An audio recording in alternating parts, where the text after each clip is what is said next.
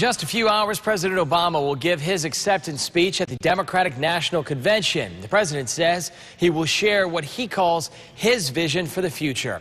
News Channel 5's Michael Williams is covering Democracy 2012 live at the DNC in Charlotte, following all the action. The media center here in Charlotte, North Carolina, at the Democratic National Convention. As we take a pan around the room, we talk about our global village. Well, if they have one more media connection here, I think it's going to blow a fuse. You've got bloggers and old-line mainstream media. You've got college students and international media. Thousands of people here, some familiar faces here because a great many of them trekked up here from Tampa and the Republican National Convention. I talked about international media. Sir, tell me just briefly, what is your name and where are you from?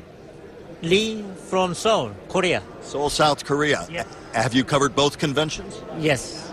And talk about why it's so important to your audience. Yeah, the relation between Korea and the United States is very important, so we have to cover the two conventions. The relationship between both countries of prime global importance. We thank you very much for your time.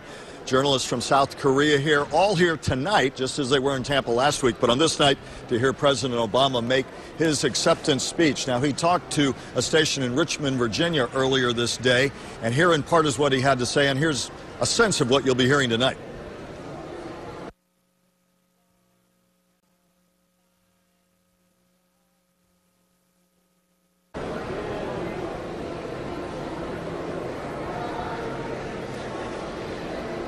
We apologize. We do not seem to have audio on that interview with President Obama. Nonetheless, he did talk about the fact that when asked, is the economy better than it was 4 years ago, he said emphatically yes. He said we were bleeding jobs when he took office, and he believes that his policies, including the Recovery Act, the $800 billion stimulus, the health care reform passed into law, all that and more, he says he believes has put a floor under the economy and the pocketbooks of many Americans. We'll be hearing all of that from the president tonight and much more.